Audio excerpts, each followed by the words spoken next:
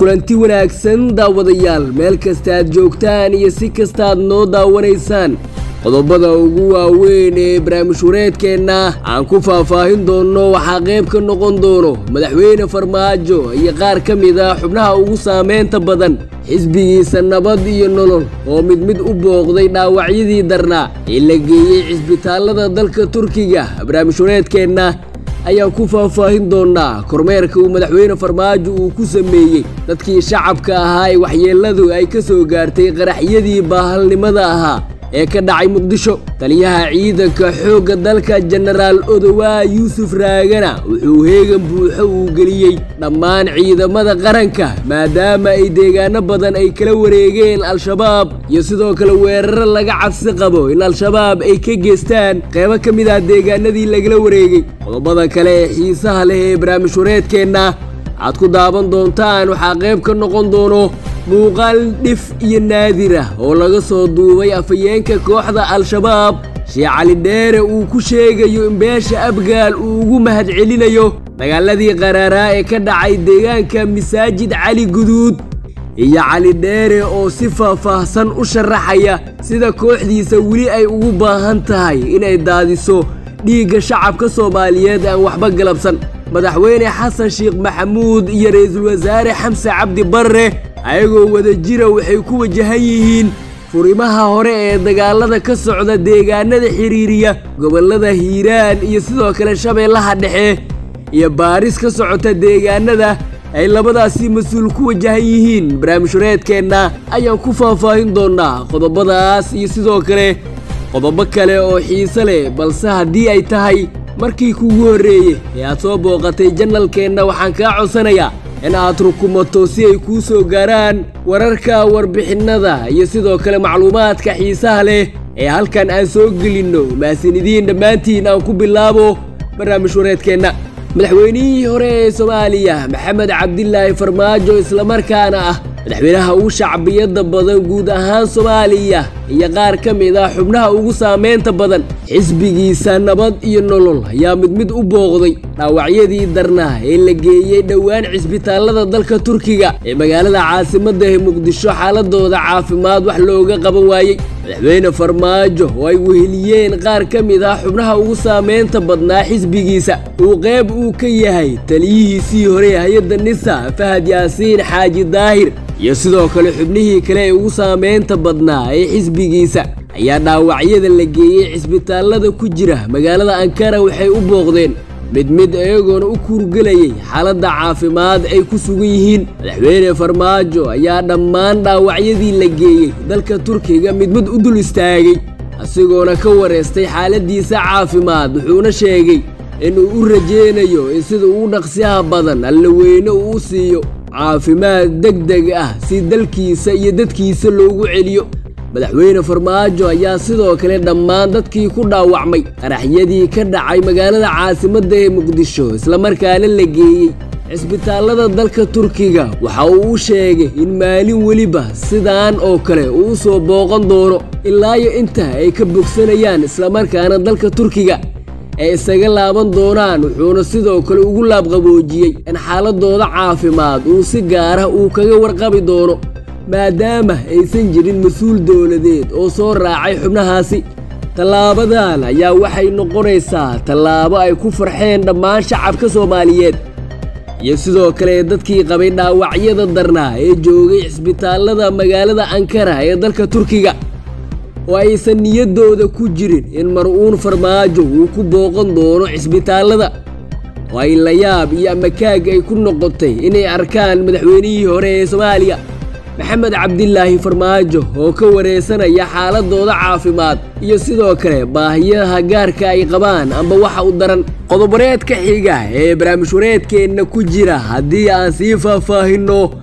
taliyaha ciidanka xoogga dalka General Odowa Yusuf Raage ayaa ku dhawaaqay in heegan buuxa la geliyay dhammaan cutubyada ciidanka dawladda federaaliga ah ee Soomaaliya maadaama uu sheegay in hadda laga cabsi qabo in dagaalamayaasha Al-Shabaab ay qorsheenayaan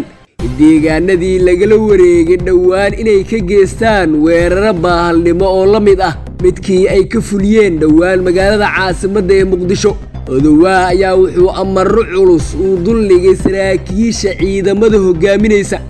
asigoona faray in heegan buuxa la geliyo ciidamada qaranka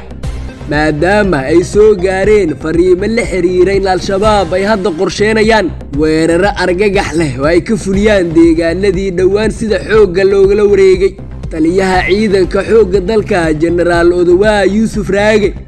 oo safar indha-indheen ah ku jooga deegaanka masaajid cali guduud ayaa amarka uu ku dhawaaqa wuxuu ku soo aadayaa iyadoo ciidamada qaranka ay u suuro gashay in deegaanadii ugu badnaa ay la wareegaan gacan ku-heyntooda waxaana sidoo kale taliyaha ciidanka xoogga dalka jenaraal odowaa yuusuf raage uu warqad u diray taliska howlgalka admis isagoona ugu baaqay in heeganka ay dhankooda ay ka qayb qaataan maadaama uu sheegay in sidoo kale ay suuragal tahay in al-shabaab ay bartilmaameystaan xarumo ay ku shaqeeyaan midowda afrika gaar ahaan ciidanka howlgalka admis qodobareedka xiga ee barnaamij wareedkeenna ku jira haddii aan faahfaahinno muuqaal naadir ah ayaa laga soo duubay afhayeenka kooxda al-shabaab cali dheere oo isagoona beesha abgaal cismaan uga mahad celiyey dagaaladii ka dhacay deegaanka masaajid cali guduud uu sheegay in beelweynta abgaal ay garab istaag u samaysay dagaalyahanada kooxda al-shabaab muuqaalka laga soo duubay afhayeenka kooxda al-shabaab Sheikh Cali Dheere ayaa wuxuu u muuqday mid hadalkiisa uu ka muuqday quus daran isla markaana waxaa si weyn loo hadalhayay inuu ahaa bukaan ka soo dawoobay